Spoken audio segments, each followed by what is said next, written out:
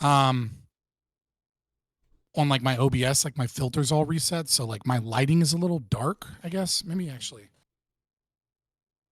bring that down. It's even worse on here because now it's running through. It's not running through OBS. It's running through Discord.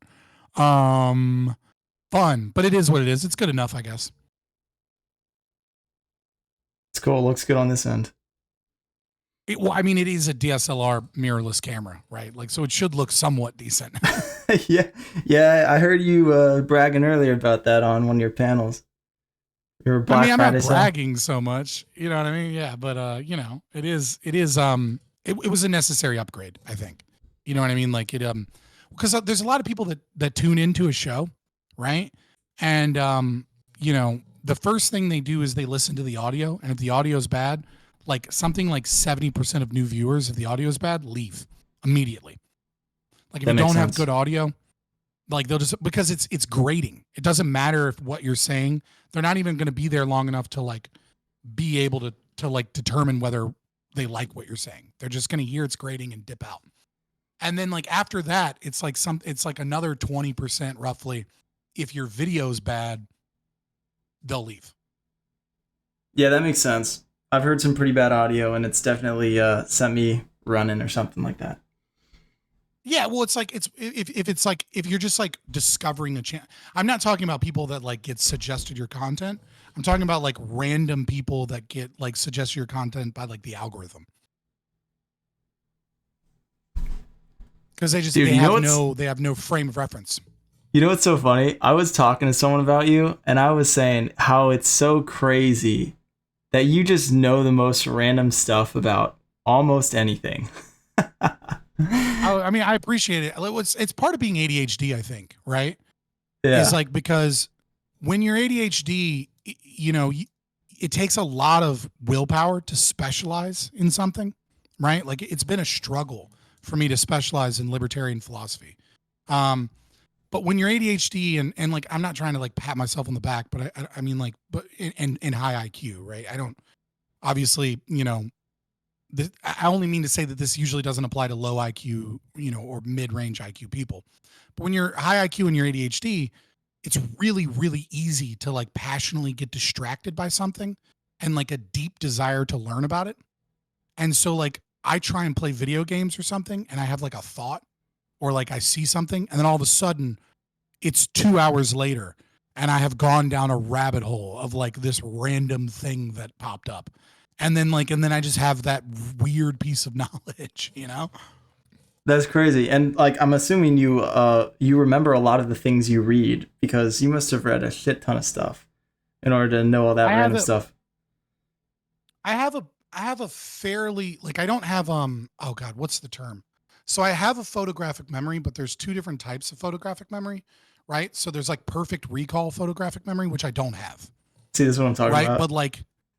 But like if I like I realized it in like undergrad because like I would be taking tests and then I would think and I could remember like what the page looked like in like the textbook and kind of remember what the paragraph in the page, because like when you get like undergrad textbooks, not grad school textbooks, but like like biology 101, right? And like they work really hard, like Pearson, works really hard at like making like a banner that's like, did you know? And it's like a red banner and it's like a little aside, right? So like when I was Yeah, taking tests, I'd be like, oh, I remember it was in that paragraph in that chapter under that banner, and that's where it was in this part of the page, and like that would help me remember stuff. And then I was like, oh, I have a photographic memory. I didn't know that. Like, because like in my mind, but without having researched it before, like to me a photographic memory was like, you know what I mean, like being able to remember a page and then read the whole page. And that's like exceedingly rare. But horrible memory for people's names damn. Well, that's not that and important. song lyrics.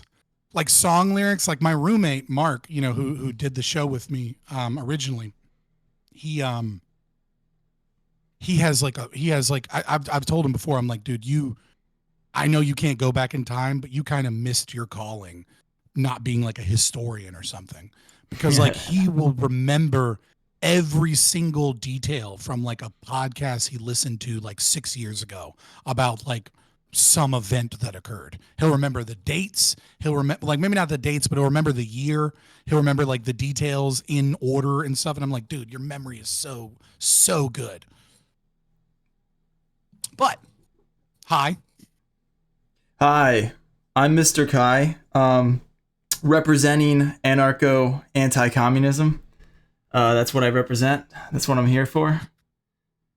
We saw that last night. Were you watching? Were you I, watching I Rockville? watched, yes, I did watch that. It was quite fun. Okay, It yeah. was a good I time. saw that and I was like, he said it like it was this horrible, evil thing, and I was like, anarcho anti-communism sounds He so can't even fucking say the base. name. He can't say the name.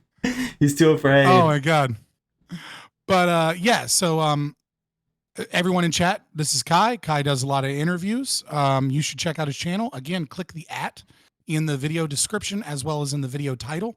And it should take you directly linked to his YouTube channel. Make sure you subscribe and check out some of his long form content. It seems like the type of stuff that if you want to get a little smarter, like when you have a long drive ahead of you and you want to put something on in the background, definitely the way to go. Because visually, there's not really anything there. But it's like a good podcasty format.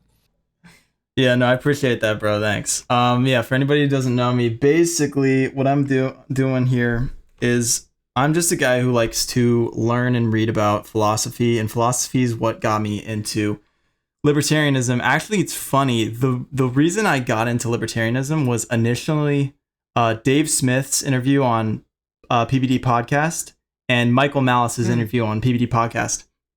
And from that point on, I went down a rabbit hole. And actually, Scott, this is hilarious. I'm not going to say you're okay, I'm not going to, boost you up too much, but I would say I probably learned 80% of everything about libertarianism from your channel. So most of my libertarian journey was probably just like watching your videos, and you were like, at the bottom of you were at the bottom of the rabbit hole, or you're like the whole way down basically. So that's how I learned about libertarianism. And yeah, so like those interviews and debates were cool. I have a superpower, right? And this is my ego a little bit too. I have a superpower, which I'm the least autistic libertarian, right? Like that's what I think I'm good at, right? It's like you can learn more from Liquid Zulu than you can learn from me. But I feel like if you're a normie, trying to learn from Liquid Zulu is gonna be hard because he's so, I don't want to say dispassionate because he's not. He's very passionate, right?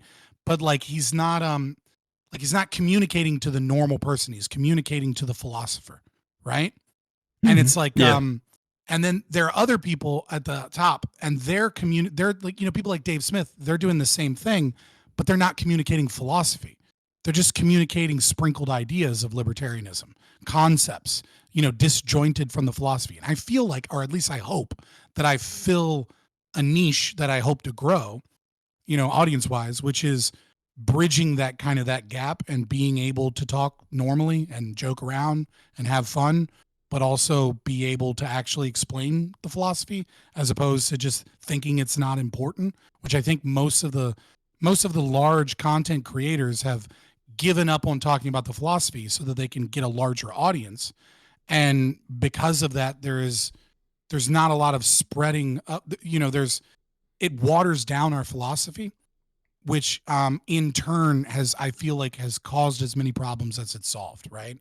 Like you see so many libertarians that are like pro-Trump, paleo-lib people that are diehard, I'm a libertarian, watch libertarian content, follow libertarian people, and don't know anything about the philosophy of libertarianism and make consistent mistakes and say things that are, consistently say things that are anti-libertarian or at the very least, not necessarily the actual libertarian lens of looking at things because of that, right? And it's like a double-edged sword. It's good that some of our ideas are in the large domain because these people have a large audience, but it also is a problem because the ideas that are out there are watered down and only half truths,